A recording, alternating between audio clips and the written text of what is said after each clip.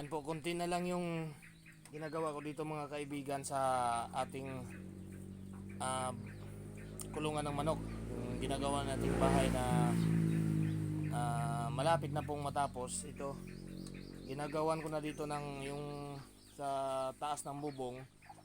Parang ano siya, yung ventilating, yung singawan din ng hangin para mas komportable yung ating mga manok pagka may manok na tayong inaalagaan dito.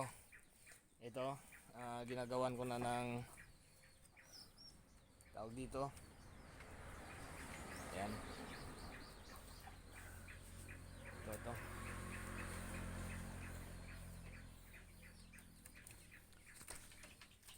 May ano pa yan, may ganito pa yan. Para yan, ganyan.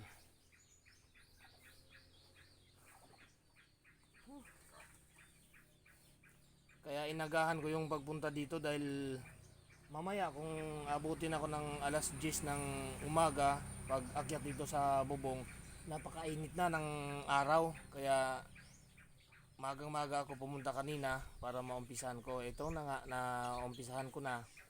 At yan, pagka natapos na yon, mga ilang ano na lang pirasong gagawin kong ganito. Tapos ano na siya, bubong na naman. Kunting kawayan ang kailangan ko dito. Ayan na mga kaibigan, malapit na pong matapos. Kaya natatagalan ako dahil pa bitin-bitin yung kawayan natin. Mahirap kasing kumuha dito ng kawayan. Yung inoordera natin ng kawayan ay sabi nga maliliit na daw. Naghanap pa ng ibang mapagkuhanan ng kawayan. Ayan.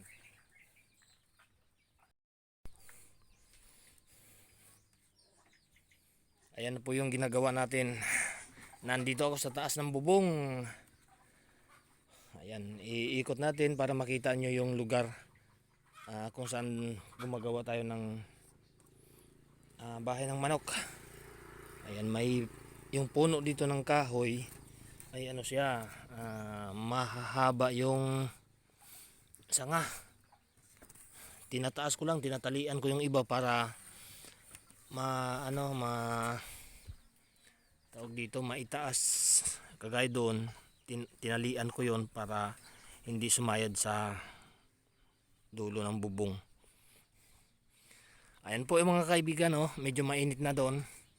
Saka ang ganda ng ang ganda ng pakiramdam dito pagka nandito sa ganitong probinsya. Yan. Sa isang araw pala sisilipin natin. Samahan niyo ako sa pagpunta sa aking gagawin namang kulungan ng baboy. Pagkatapos kasi nito, pagka yan malagyan natin ng ng manok, gagawa naman ako doon sa yung puno na yon, yung puno na yon. Doon ako gagawa ng bahay ng naman, kulungan ng baboy. Ayan, tatapusin na natin ito, tapos malagyan natin ng manok. Uumpisahan ko na naman yun doon. Ayan. Ang ganda ng kuwan doon, ang ganda ng bundok. Ayan, pakita ko ulit sa inyo mga kaibigan. Ayan. Okay, tatapusin ko na ito para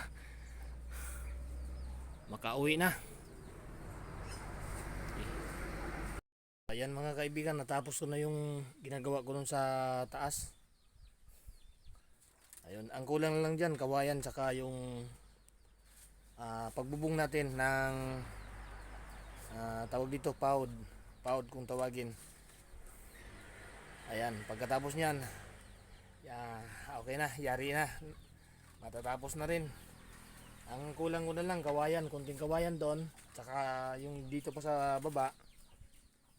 Yun, hinihintay natin yung natin in-orderan kasi nahirapan siyang kumuha ngayon ng medyo malalaki. Ay puro na daw maliliit yung dati niyang kinukuhanan.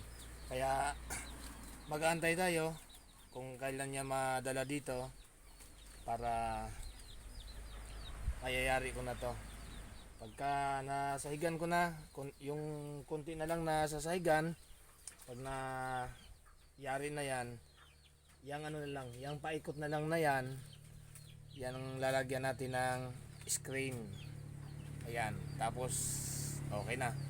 Makakapag-alaga na ulit tayo ng broiler chicken. Okay. Update lang po mga kaibigan. Maraming salamat sa atin. Salamat sa inyo mga kaibigan.